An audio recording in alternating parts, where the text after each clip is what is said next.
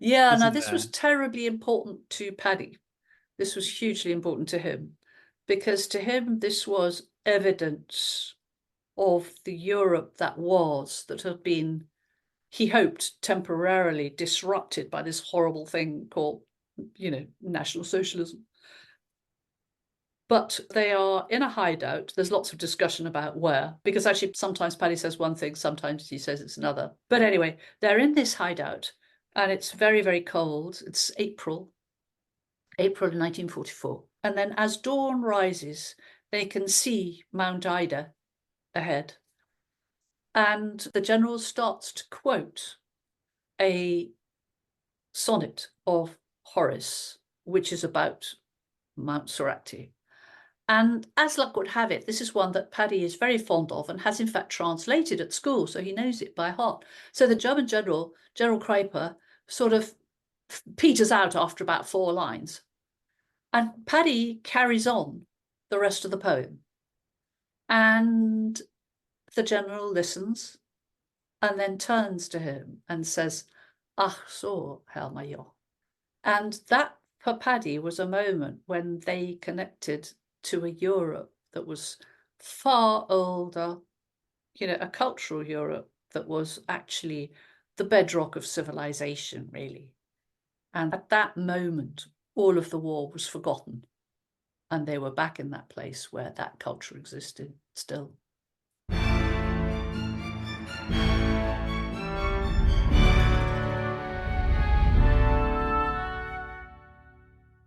Hello and welcome to the pod. This week I'm talking with Artemis Cooper about Patrick Leigh Fermor, autodidact, traveller, writer and war hero.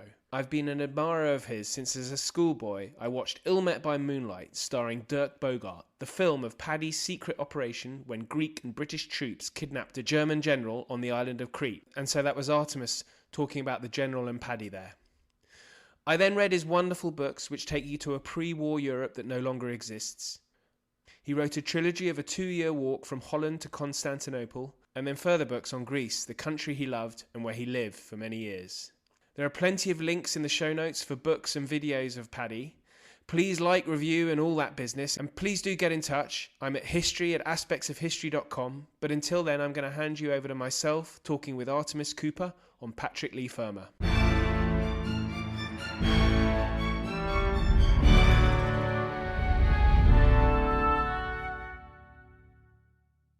Artemis, welcome. It's such a pleasure to have you on to talk about Patrick Leigh Fermor, but thank you.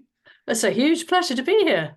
Well, as I was just saying before recording, this is very exciting for me because I'm a huge admirer, both of your book. I've also got Cairo During the War due to be delivered. So your biography of Paddy Leigh Fermor is just fantastic.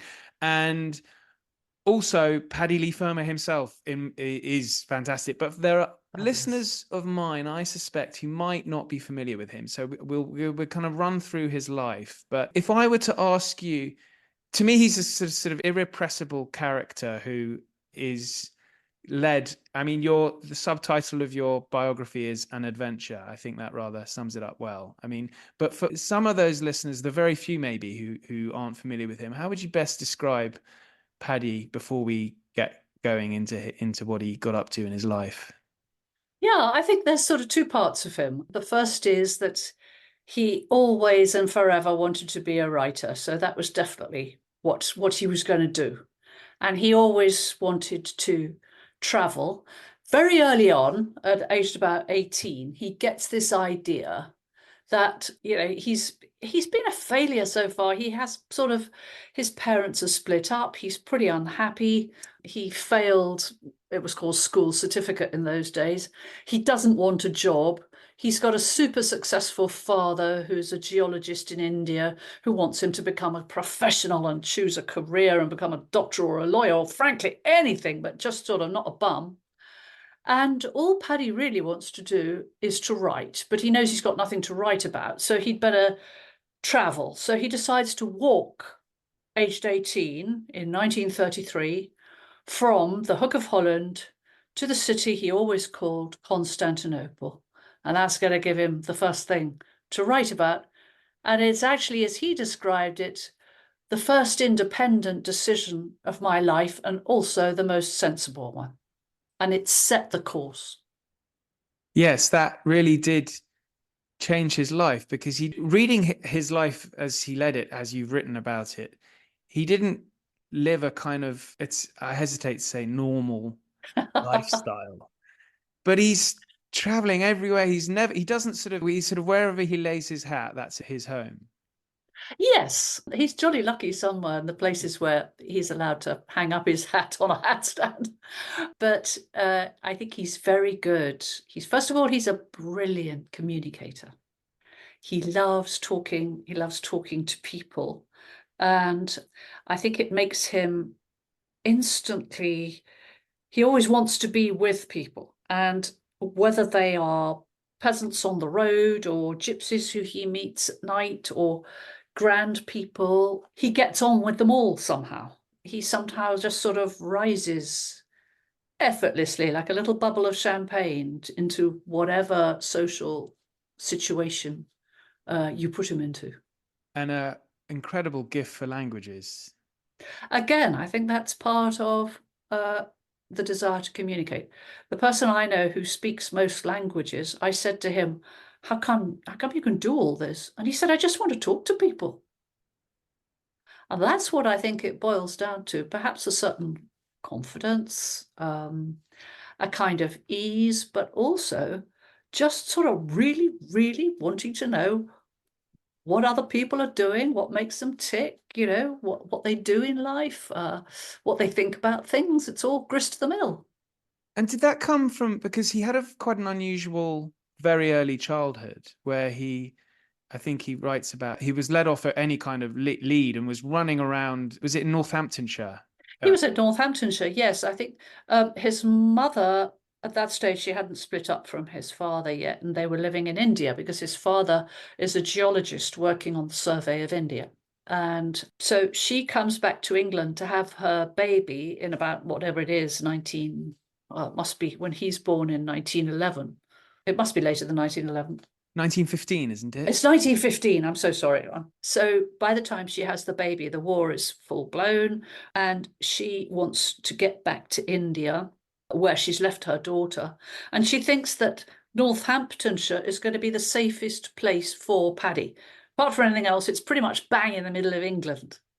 She thinks that probably it's safe from air attack or sea attack or whatever. And she leaves him. We don't really know very much about them. They're called Mr. and Mrs. Martin, and they live in Northamptonshire in the village of Wiedenbeck. And there he spends the first sort of 4 or 5 years of his life just running around completely free, no education, nothing to do except sort of play, grow up with the village kids.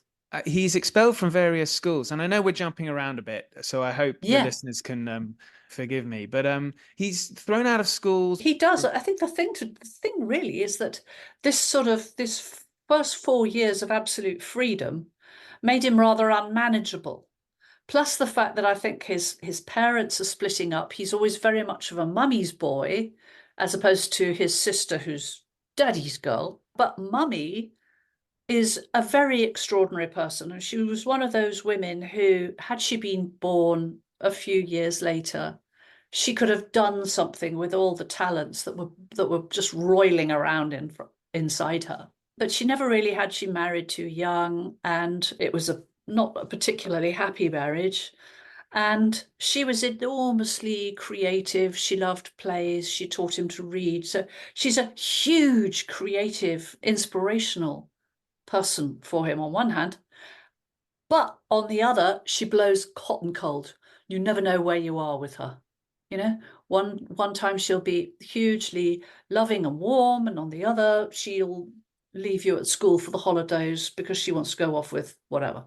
The one thing that is extraordinary about Paddy is he doesn't have a sort of conventional education for such an intellect. The No, day he doesn't go to university, for example. no, I think the trouble was his father was always trying to turn him into a scientist. And so Paddy was expelled from a number of schools, but he finally ends up at the King's School, Canterbury, which I think actually served him very well, and it was a pity he got expelled from that. He was expelled at the age of about 16 for holding hands with the greengrocer's daughter, which was obviously practically a custodial offence as far as the school was concerned, or the very opposite of custodial. They threw him out. But I have a nasty feeling that it was probably the straw that broke the camel's back, because if anybody was, climbing up the roof of the cathedral or smoking outside the window or whatever it was bound to be Leigh Fermor. And he was always getting into trouble. So I think this was just a good opportunity to get rid of him. Headmasters tend to really often they hit the nail on the head when they sum up a pupil in a sentence. And I think his headmaster, I've forgotten exactly what he says, but he says he's quite brilliant but completely unmanageable or something. Yeah, that's right. Actually, I think that might have been his Brigade of Guards training. And I think the guy who's sort of the commander of the training camp says, this man has many talents that the war ought to be able to use, but he will never make a good regimental officer. Yes, we shall certainly get to his wartime years. But okay, so having read the two books, which we're jumping around a bit, were written many years later, A Time of Gifts and Between the Woods and the Water. That's written in his 50s and 60s, even though he was in his late teens, early 20s when he did the walk. But during that walk, he meets this quite wonderful woman, Balasha, in Romania. And Yeah, he's sort of at the end of the walk by then. He's been to Constantinople, where he's spent New Year and most of January 1934. And then he comes back to Greece because, in fact, Greece is the place that has always held his imagination. And when he was at school, his father said, you can't do ancient Greek. Latin, of course, was compulsory. You can't do ancient Greek until you get better at maths. But unfortunately, he never did get better at maths. So he was never allowed to take ancient Greek. Such is the madness of parents, I'm afraid, yeah, sometimes. well, that's bordering on child cruelty. Yeah, well, stuff happens. Yeah. Yes, it does. It does. In a funny way, if he'd been allowed to, perhaps Greece wouldn't have taken on that extraordinary, you know, the kingdom in the sky somehow that it became. Yeah. Was that always the magnet for his? I know Constantinople was the destination. Well, it was the destination because it sounds so fantastic. Yeah. I mean, let's face it, if you say you're going to go from the Hook of Holland to Athens, it doesn't sound quite so good, does it? But to Constantinople, boom, boom, clash of cymbals, it's fantastic. Yeah. So it's a great place, and it's the gates of Asia. You really have crossed Europe if you get there. So I think he was always determined to get there, but having got there, he wanted to then explore Greece. And it's when he got to Athens, by now he's not walking anymore, he's taken a bus to Athens, having spent some time on Mount Athos, the holy mountain, with the monks. And there he's learnt a bit of Greek. Anyway, he gets to Athens, and that's where he meets Balasha Kontakusen, and they fall in love. And she is the first great love of his life. She's 12 years older, so she's in her 30s by then. She's already got one sort of failed marriage behind her, but she never divorced her husband. This is actually rather an important point for later. And anyway, they fall in love, and they spend between 1934 and the outbreak of war, 1939, together. And they're mostly either in London or in Romania. In Romania, he picks up Romanian. He absolutely loves the life there. Balasha and her family live on a great big estate in the northeast of Romania. And it's a place where money hardly ever comes in because it's an enormous estate.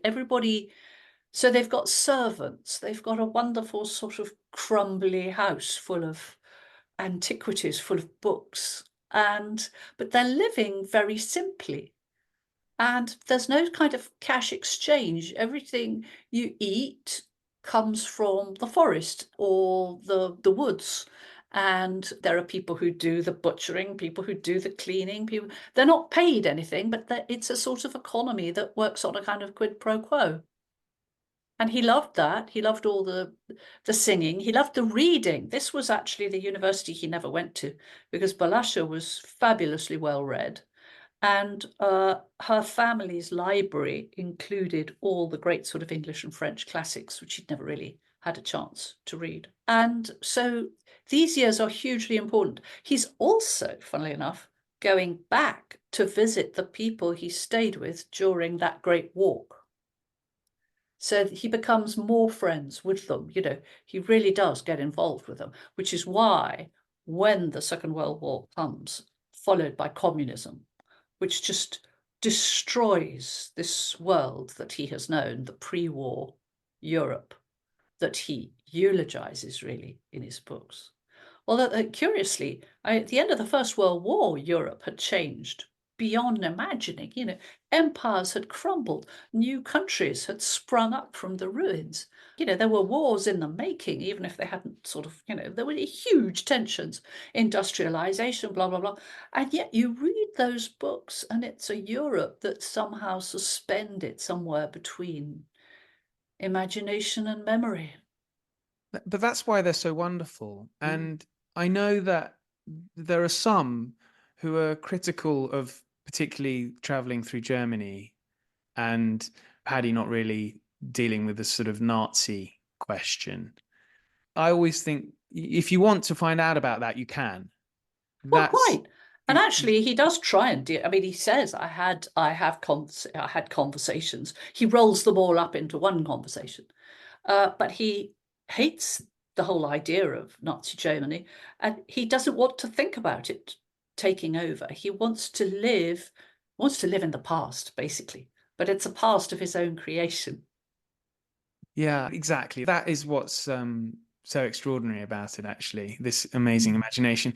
Okay, the war breaks out, and I guess it disrupted so many lives. But for Paddy, he knows he has to return. He has. He doesn't have to. Oh no, he really, really wants to go. And Balasha knows it, and she writes him a letter, sort of saying, I knew. He hears the news. She's coming back from somewhere by herself. She hears the news on the car radio, and she says, "In that moment, I knew you were going to go." And she said, "I knew that I couldn't hold on to you." And Paddy, I think, is, he's been sort of slightly drifting. He's tried to write up this great walk, but, he's not sounding like Robert Barron. He's not sounding like Norman Douglas. He's not sounding like the people he really admires. And so he's very dissatisfied. And so the war is this wonderful, rather romantic opportunity to pitch yourself against something big, be part of something really important. And he's very keen to join the Irish Guards. Now, my father was in the Irish Guards, so yeah. This is a great claim to fame that my father and the regiment has. But I mean, whilst he trains, is it Caterham that he trains at? Well, he trains in the in the Guards Brigade sort of depot. But the point is, when you do your basic training, and then you're allowed to say which regiment of the Guards you want to join, and if you've got connections with the Irish Guards or with the Scots Guards, or you can sort of say, "Please, I'd really like to join." But the trouble was, he had to be back squadded because he was very ill in the middle of his training. And then that means that by the time he'd finished his training properly, the Irish Guards didn't have a place for him. And Paddy's got to earn some money. So he can't afford to hang around waiting until the Irish Guards have a place for him. And so the only people who are offering him a job are the intelligence corps. And they are very interested in the fact that he speaks German and Romanian and indeed Greek by now, Demotic. And in fact, a much better fit, I think. And perhaps the commanding officer of the Irish Guards, who was a very sympathetic guy, had seen that remark about him perhaps not making the ideal regimental officer, and probably thought that intelligence was a far better fit. In fact, that was right. The army are very, very good at sorting people and knowing what makes them tick and how they can use them. Well, my father told me a story, and this is probably apocryphal, and you can perhaps explode this myth, that he, during his training, a fellow recruit was being shouted at by the regimental sergeant major for being a stupid Irish bastard or something like that, you know. Yeah. And so Paddy, I don't believe this, but Paddy apparently misbehaved so that he would be shouted at. And he downed his weapons and said, right, I'm not doing anything. And he was put in the brig and then was had up before the commandant or whoever, who said to him, well, what's all this? You've refused to obey the RSM. And he said, well, he called me an Irish bastard and I'm here voluntarily. And if you won't, you know, if you won't be a little bit nicer to me and not refer to my Irishness, then I'm going to go home. There are so many things wrong with that. I Exactly. can't. I'm afraid there are, partly because also Paddy's Irishness is distinctly questionable. And so while I can see that he would have had sympathy for anybody who was being bawled out, I imagine that he was bawled out by the RSM quite frequently. But I don't in an Irish Guards regiment, you have an RSM saying that. I mean, of course, he would call you all kinds of absolutely unrepeatable things, but I don't think a sort of Irish git would be one of them, would it? Well, I think the RSM is meant to be from another regiment, like Oh, the he is he? Coldstream Oh, or okay, something. right, okay. Well, then perhaps But he did even call a lot of them Irish kids. exactly. But even so, I would have thought the commandant would have had the. Anyway, I don't want to dwell on this too much, but the Yeah, commandant would have had his I file don't knowing he really, wasn't Irish. I don't really believe it. And also, Paddy's Irish connection, I've never been able to follow through. I'm sure there is one. But the trouble is that the archives were all destroyed, I'm afraid, by the British when they destroyed the Dublin archives in whatever it was, 1922. And unless you went round every single village in Ireland looking at the parish registers, I don't know. I mean, and that side of his family, who are called Ambler, they've been doing a huge amount of work for years, and even they can't make this connection. It was an invention of his mother's, I think. Ah. Because you see, his mother's family were called Ambler, but she always referred to herself as Taff Ambler because she wanted to get back to the Viscount's Taff of Sligo or wherever it was. And she was determined to give herself. I mean, for Eileen Fermor, as she became his mother, two names were always better than one. So his father is Sir Lewis Fermor, but his mother tacked on the Lee, you know, just because it sounds grander. Well, she's absolutely right. Double-barreled names. It does. Do sound great. Well, the intelligence corps is the perfect place for him, really. And so I guess the Germans, I know I'm skipping around here, but the Germans invade Greece. And they do in 41. By this stage, Paddy is a liaison officer with the Greek army, so working liaison work between the British and Greek armies. The intelligence corps seem to have a whole load of classicists wandering around Greece. It's a very romantic vision. And of course, one thinks of Byron, particularly. Yeah, those classicists are the people who've actually done the footwork or walked around and, you know, they were doing other stuff, obviously. They weren't looking, you know, trying to fight a war. But my God, they knew the terrain in certain parts of Greece. So they were the automatic go-to people. If you want people on the ground who, first of all, know, I mean, they will know it in patches. They won't know all of Greece, but they will know certain areas very well where they've worked as scholars or whatever, and they will know the local people. So they're a very good starting point, if you like. I remember in the book again that NJL Hammond, who I studied at university, who's a specialist on Macedonia and Alexander, that's where he was. That's where for he much was, time. exactly. Yeah, Yes. I love all that. And yeah, and of course he ends up. I think he's the one who does the boats, doesn't he? Isn't he on the boat service at one point? Yeah, Right. He gets a little kayakis and Yes. fits them out for the Navy and sort of runs, I don't know, guns, whatever anybody else needs, or people, you know, around the islands and stuff. I mean, if I had known that when I was reading his many great books whilst at university, I would have read them. I would have been a lot more motivated to read them, I think. Yeah, I know, but there we are. I was thinking about this because, okay, we're going to talk about a very exciting operation that Paddy, which is immortalized on screen with Yes. Ill Met by Moonlight, which actually wasn't written by him. It was written by his By the second in command, yeah, Billy yes. Moss. Actually, I watched the film again.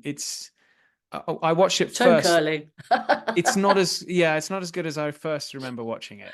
No, I mean, it's very much of its date. And the thing was that when it was made in 1956, it was that time of the Cyprus crisis. So they weren't allowed to film in Greece.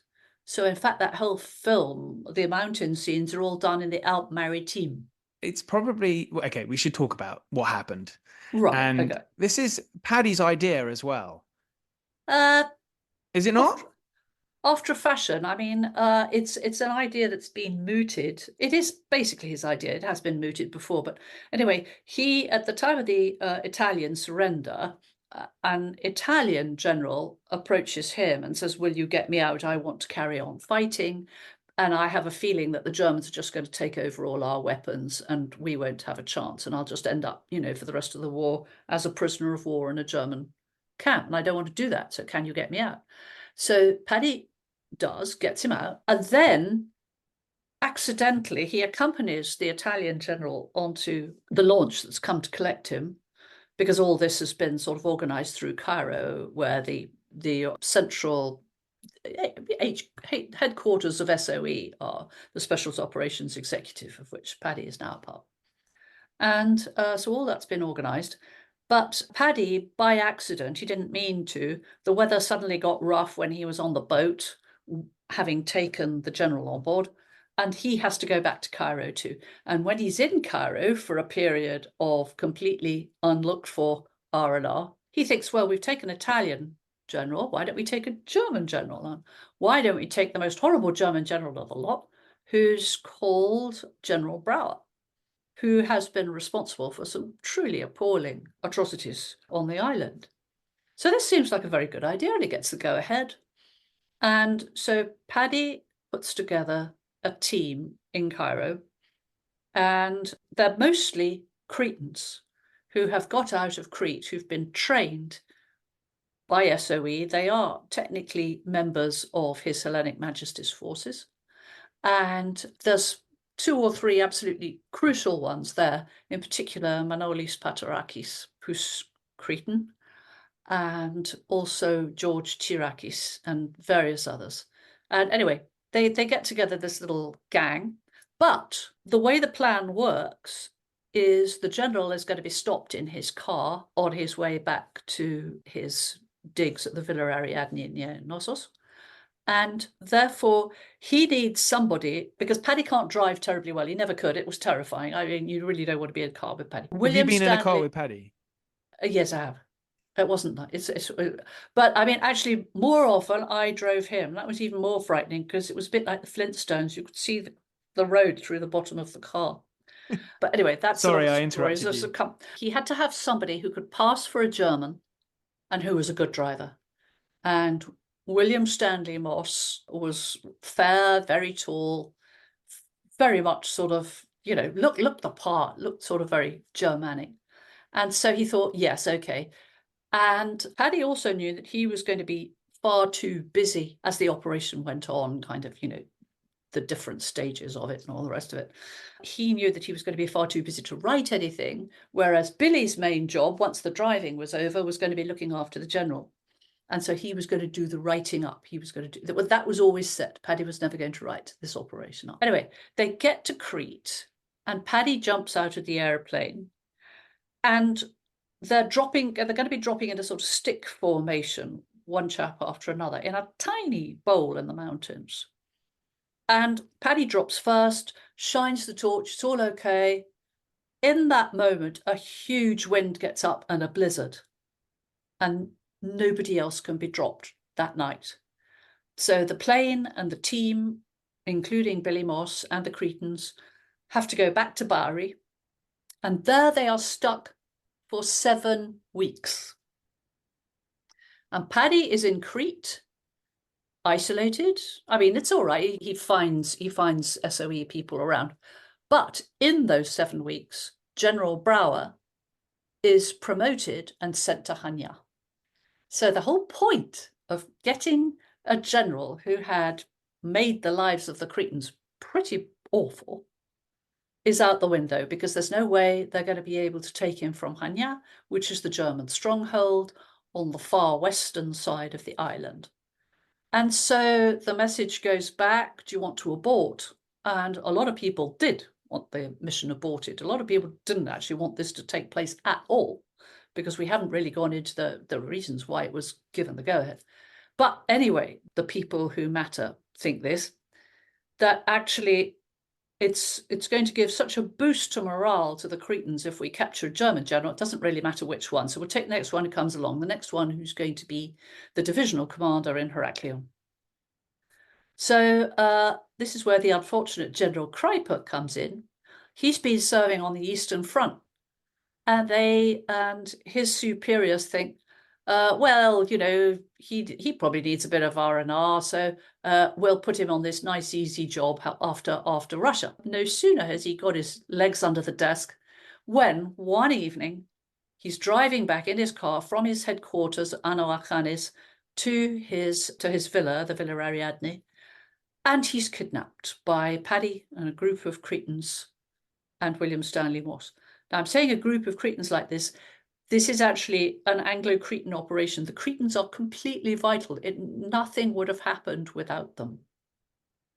And they have done most of the legwork. They have organized the route. They are relying on Cretan partisans in the mountains to give them shelter as they make their way across the island and down to the south coast. It's all planned by Cretans. And anyway, but the first part of it is once they've captured the general, they have to drive through the center of German-controlled Heraklion, through 22 German checkpoints. Paddy is in the passenger seat wearing the general's hat. Billy Moss has got the driver's cap on, and he's a beautiful driver. And the general is in the footwell at the back, being sort of sat on by 3 Cretans, including Manolis Paterakis and various others. And anyway, so fine, they managed to get through. The general is already known for being quite impatient with the checkpoints. So in fact, what Billy Moss does is slow down as he gets to the checkpoint and then start speeding up. And Paddy's shouting out, "Get Generalswagen!" And so they quickly lift the barrier and let them through. And anyway, they finally manage to get through Heraklion. They leave the car on the north coast, and then they walk overland from there to the south coast and get him off. Now, that takes several weeks, and there are a number of very, very close-run encounters. Well, they're not encounters, but they're, evasions. But the Germans are swarming all over the island looking for the general, although apparently he wasn't terribly popular. And when the news came through to his headquarters, apparently there was a stunned silence. And then the next officer said, well, I think that calls for a round of champagne. Well, there's a moment that Paddy and the general do make a connection then. Yeah, now this was terribly important to Paddy. This was hugely important to him, because to him this was evidence of the Europe that had been, he hoped, temporarily disrupted by this horrible thing called, National Socialism. But they are in a hideout. There's lots of discussion about where, because actually sometimes Paddy says one thing, sometimes he says it's another. But anyway, they're in this hideout, and it's very, very cold. It's April 1944. And then as dawn rises, they can see Mount Ida ahead. And the general starts to quote a sonnet of Horace, which is about Mount Soracte. And as luck would have it, this is one that Paddy is very fond of and has in fact translated at school, so he knows it by heart. So the German general, General Kreiper, sort of peters out after about 4 lines. And Paddy carries on the rest of the poem. And the general listens and then turns to him and says, "Ach so, Herr Major." And that for Paddy was a moment when they connected to a Europe that was far older, a cultural Europe that was actually the bedrock of civilization, really. And that at that moment, all of the war was forgotten. And they were back in that place where that culture existed still. Going into the reasons for the kidnapping, I mean, you've mentioned that it was a big morale booster. Is that partly because the Allies were going to invade Europe from the south through Italy as opposed to the promised originally promised Exactly. Greece? So at first, I mean, the whole of SOEs after the German invasion and then the German occupation of the island, SOE start infiltrating and they connect with various capitans, they're called, in the mountains, who are resistance partisans. They've got their own little private armies, as it were. I mean, they're all working for the Allied cause, and SOE is trying to keep them armed, but at the same time, it's quite hard because they don't want the Cretans are always wanting to sort of go off and do damage to the Germans. And why not? The Germans have overrun their homeland. And the SOE agents are always saying, so the Cretans always want more guns, more ammunition. The British are always trying to pull back, saying, well, look, keep your powder dry. Don't go off at half cock, doing little operations that are only going to lead to civilian casualties and reprisals. Keep your powder dry, because when the time is right, we are going to come through and we are going to sweep in through southern Europe, and, it could well be Crete. That was what they allowed the Cretans to believe. But obviously, after the Allied landings in November 1942, that was all gone. And the Cretans felt very sidelined and betrayed. And so this was why this operation, it was thought, would give them such a boost to morale. And I think it did. There are sort of quotations from people who said, after we heard that he'd been captured, we all stood a bit taller. And this is not for Paddy's first operation in Crete. By now, he's a very, very seasoned operator. He's worked in the west of the island. He's done this thing with the Italian General Carter. And so he's really a very seasoned operator. But even so, it's a very tough operation when all the Germans, because that was another thing, cocking a stick at the Germans. All the Germans looked pretty foolish for having let this happen. And so, although whatever they think of General Kuiper, they're doing their darndest to get him back. And Paddy is terrified of reprisals. He wanted this to be a completely bloodless operation. In fact, sadly, it wasn't bloodless. The General Kuiper's driver was killed on the way, which was really, really not supposed to happen, but it did. So and there aren't really reprisals, are there? It's not clear that any reprisals are down to the kidnapping of the general. Well, you can read that two ways. So there are no reprisals in the immediate aftermath. However, all the reprisals take place in August 1944. And if you go through Cretan villages in the interior through the Amari Valley now, you will see these tiny villages with huge marble war memorials. And almost all that, you can't believe how many men lived in this village. Every one of them killed. And the date's always the same, August 1944.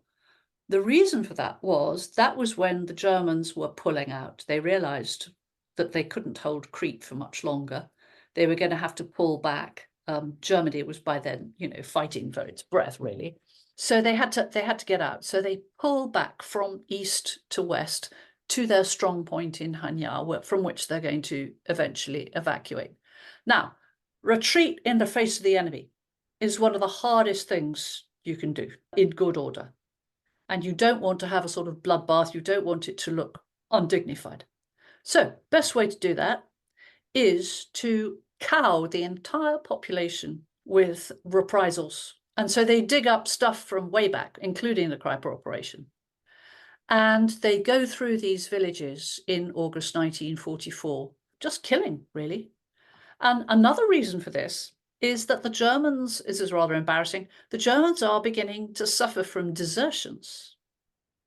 And they don't want their men to think, oh, well, the Cretans really looked after the Allied stragglers and people who were left behind after 1941. They did. They made enormous networks of people handing the sort of waifs and strays of people who hadn't gone back to their units or whatever, so that they could escape. Well, the Germans didn't want that sort of generosity from the Cretans for their own men. So what better way than to turn every one of their men into a looter and a killer, so that there's no way that the Cretans, even if that man is left behind for whatever reason, he's not going to get anything like the sort of cozy treatment that the Allies did in 1941. So, yes, there is a particular announcement in the Cretan newspaper, which is German controlled, and it says why all the villages have been razed to the ground, why, there's been a decimation of the male population, whatever it is.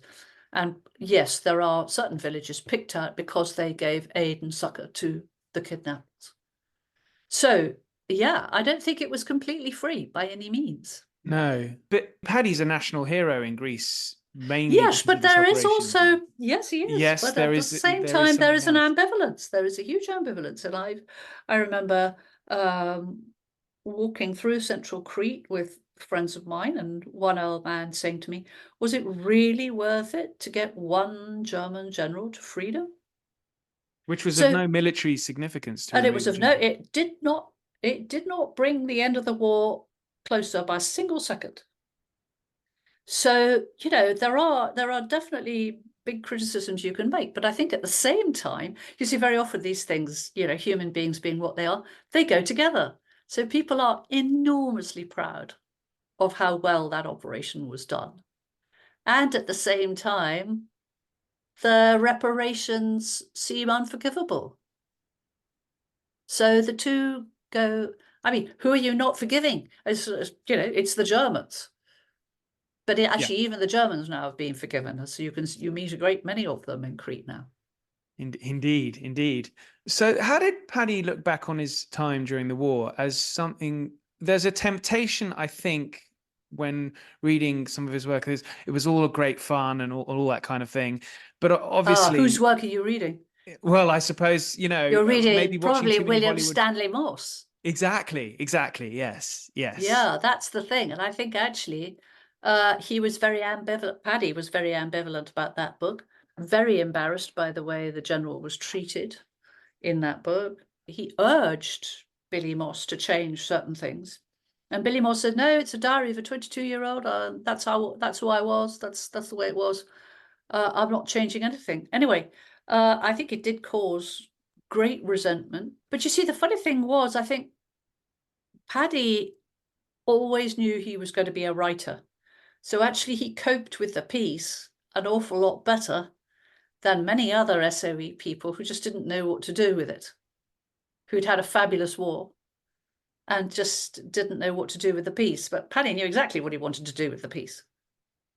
And by now, he's met another woman, Joan Ayres-Munsell, who's going to, many years later, become his wife, but they're going to be together for the next, all the way through the 50s and 60s, 70s and on. And Balasha, of course, now his first love, is caught behind the Iron Curtain. And she never escapes. And it's actually interesting. She could have got out of Romania anytime she wanted because she was still married to a Spanish diplomat. They had not got a divorce because that would have wrecked his career. And so she was still officially married to a Spanish diplomat and could have got out through diplomatic channels any time, but she chose to stay in Romania and chose to stay with her family, her sister and her brother-in-law. It's tragic when Paddy returns to see her after the war. Yeah, it is. Yeah. It's a terribly sad. It's terribly sad. And I think he's totally unprepared for, how she had, well, she'd suffered so badly, and I think she was looking very aged, and as well one might. But he's such a positive character. He comes across that way. Oh, he was. Is He was certainly is was. there a Yeah. is there introspection about these tragedies were that he did experience, or Oh did he gosh, sort of yes. take them Oh in his no, stride? I don't think you could take that. I mean, the very fact that he'd made that effort, which was a huge effort, because all right, 1965, Romania was opening up, but you had to be careful. And the only way to get to Balasha was to get on the back of her niece's motorbike. I think her niece was working then in Bucharest. It was working in Bucharest. So, one night she gives him a lift to the little village of Pușoasa, little town more like, where they are staying. And they spend 24 hours together. They don't dare do any more. Yeah, he can't And stay. I mean, He's not meant to stay more he's than. not meant to No. stay. He can't. I mean, it's Yeah. too dangerous. If the neighbors catch him, they are going to be accused of harboring spies and God knows what. It's really dangerous. And so, but he spends 24 hours there. And I think that was, I mean, he could have just given the niece a few presents for them and said, well, that's it. It's too difficult. But no, he does. And he keeps in touch with her. And Joan does as well, his wife. And they're always saying, there's a place for you here. We can get you out. But she doesn't want to. She feels that, she's sort of made her choice in life and that's it. It's very brave. He never abandoned her in any way. I mean, maybe he did when he started off at the war, the beginning of the war, but what choice does he have? He's going to go back and fight. And then the curtain comes down and life goes on. And, I think she knew. She knew right from that time when she heard the declaration of war in the car that this was the end. You've only got to read that letter. We're running out of time because, I mean, I could speak to you forever about. There's so much not spoken about. I mean, you've mentioned Joan. There aren't that many photographs of her, are there? No, there aren't, because she Ironic, given was. she's a photographer. Yes, absolutely. There are one or two, but she hated being photographed. She hated being in the limelight, and she always kind of retreated. There's very little about her in his books, too, because she was the first editor, and every mention of herself was sort of, you know, cut out, really. So she was an intensely private woman. And at one point, I asked Paddy, I said, would you try and get Joan to open up a bit? And so over lunch, he did. And then she suddenly said, she was talking about some rather wonderful things when she was in India. And suddenly she said, I can see what you're doing. I'm not going to go any further with this. And she just stopped there dead, in mid-sentence. I should mention that as well as the biography, I mean, there was always this promised third book, and you can see in many interviews on YouTube pained looks that Paddy gives when he's asked Oh, it's about so it. horrible. It's so horrible. And the Yeah. trouble is, while he was with Balasha that time in 1965, she gave him back the diary, the only surviving diary that he had from that time. All the others were lost. And it's this awful thing. He can't square the circle. He sounds so different in the diary to this wonderful sort of rather lyrical scholar gypsy that he's turned himself into in the first two books. So that last book, which I edited with Colin Thubron, The Broken Road, was in fact written before the other two. And when we published it, we hardly had to do anything. There were several different versions of it, but it was very easy to put together. It's all his words. There's only a little few linking passages and stuff like that of us in italics, but that's it. It was all there. So what Oh, was it's it so stopping him? tragic. It was, I think, first of all, that first thing which grew out of a magazine article, The Broken Road, it sounds very different to the other two books that were written later. It is more immediate.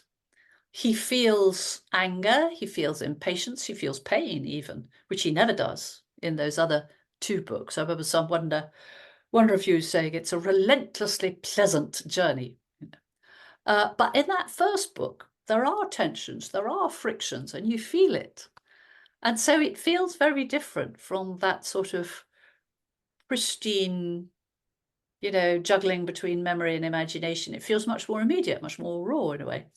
And it covers the very period, from Orsova all the way through to Constantinople, and the slight sort of damp squib that Constantinople wasn't a damp squib, but he gets there, and like so many people having done a great journey, what do you know? He finds out he's the same person he was when he started out, and nothing's changed. So it's I think a very interesting book. And when it came out after his death, I thought, God, are they, what are the reviews going to be like? Are people going to say, oh, it's not like the other two? But in fact, everybody adored it. He could have had that pleasure. He could have gone to his grave knowing that he completed that. It still kills me that he didn't complete it, although it was already complete. Yeah, I was thinking about that because I mean, always look at a glass half full. So I thought, to have those two, we have those two. Yeah. That, and we got the third, but And we got the third. but having written those two, they're such a wonderful achievement. Oh, they are. They're stunningly good. And also there's his other books, Mani, Rumeli. We haven't Mani is talked my about. favorite, I have to Oh, say. Mani is so brilliant. So he had so much to offer, although he was the slowest writer in the world, and whenever he could be distracted, he was. Yeah, I've been reading his letters as well, which are just Oh yeah, one. surely. Yeah. I Yeah, think he it is. preferred writing letters. I'm begging forgiveness of his publisher every other letter or something. Yeah. He's wonderful. We're very nearly over. So, and we've barely scratched the surface. But for listeners, if you want, you must buy the biography if this has tickled your interest, because obviously there's a lot more that I've not even covered. But I wanted to ask this. There are some people who are not enamored with Paddy, and I mean, I would definitely not be in that group of people. But I was talking about Paddy to someone, a good friend of mine, the other day, who is not particularly taken by him, saying he's a bit too much of a peacock and appearing in London. I'm here and going to all these parties and things. Now that doesn't bother me at all. I mean, I would love to have met him at one of these parties. But one writer I'm a huge admirer of, I love his writing, is Somerset Maugham. He didn't particularly like Paddy either. Is there a particular sort of person who didn't really, maybe an unromantic person, someone who's a little bit too, someone who is a little bit more of a realist, who is not swayed by Paddy's charm? Yeah, I think there's probably quite a few people like that, and I think he could come across as very much sort of wanting to dominate the conversation, or and he could go off onto these amazing riffs. So yes, and I remember after I'd written the book, somebody came up to me in Hatchards and said, "Well, I read your book, and I don't think I like Paddy. I think he's a scrounger, and I think he's a womanizer and a show-off." And yes, he was all those things, but I think he was also so much more, and there was a kind of generosity of spirit. Yes, he was a show-off, of course he was, but at the same time, he was so engaging. I remember, I don't know if we've got time for this, but the last time, not the last time, but I went to go and see him after Joan had died, and it was the first time I was going to be there on my own for about 10 days. And I was terrified because I thought, here's this man with so many stories. He knows everybody. He's been everywhere. He always wants to be entertained. He's going to get so bored of me. And I'm supposed to be writing his biography. God, how's the time going to pass? And I really was scared. But anyway, the time passed, and I found myself thinking on the plane as I went home, oh, well, that went well, didn't it? Oh, what a lot of people I know. What a lot of books I've read. What a lot of funny stories I know. And actually, it was his response. Every time I mentioned a book, he would say, "Oh, I must write that down. I got to order it tomorrow." And every time I told a joke, he would throw his head back. God, sorry, I can see it now. Oh. And it was always, he thought it was just a completely brilliant story. And as you were in the lead up to it, John Betjeman describes this too. He leans forward like this, just waiting to hear what you're going to say next. And that was not sham. That was just complete involvement with whoever's there. It's just, his just responsiveness to anything and everybody. And I think that impressed me so much. And I realized on the plane, I thought, my God, you think that's you? It was him, you idiot, And it was him. And he could just be such fun, and he never made you feel bad. He said, God, you haven't read Hardy's The Dynasts. Oh my God, what a treat you've got in store. I think I've got a copy here, So he never made you feel bad about your huge, or my anyway, huge lapses in, ignorance of culture and history, God knows what else.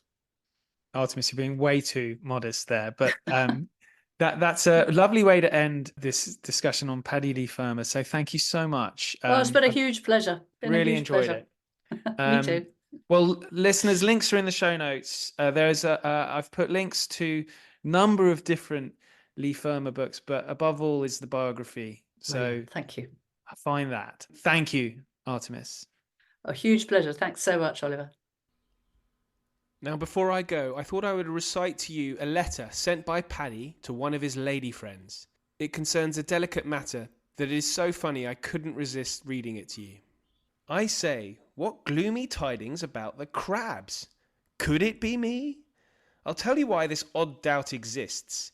Instead of robust certainty one way or the other, just after arriving back in London from Athens, I was suddenly alerted by what felt like the beginnings of troop movements in the Fork, but on scrutiny there was nothing to be seen, not even a scout, a spy, or a dispatch rider. Puzzled, I watched and waited, and soon even the preliminary tramplings died away, so I assumed, as the happy summer days of peace followed each other, that the incident, or the delusive shudder through the chancelleries, was over. While this faint scare was on, knowing that, thanks to lunar tyranny, it wouldn't be from you, I assumed, and please spare my blushes here, that the handover bid must have occurred by dint of a meeting with an old pal in Paris, which, I'm sorry to announce, ended in brief carnal knowledge, more for auld lang syne than any more pressing reason. On getting your letter, I made a dash for privacy and thrashed through the undergrowth, but found everything almost eerily calm, fragrant and silent glades that might never have known the invader's tread. The whole thing makes me scratch my head, if I may so put it. But I bet your trouble does come from me, because the crabs of the world seem to fly to me, like the children of Israel to Abraham's bosom, a sort of ambulant Canaan. I've been a real martyr to them. There's some wonderful Italian powder you can get called Mom, which is worth its weight in gold dust. Don't tell anyone about the private fauna. Mom's the word. Thank you, and good night.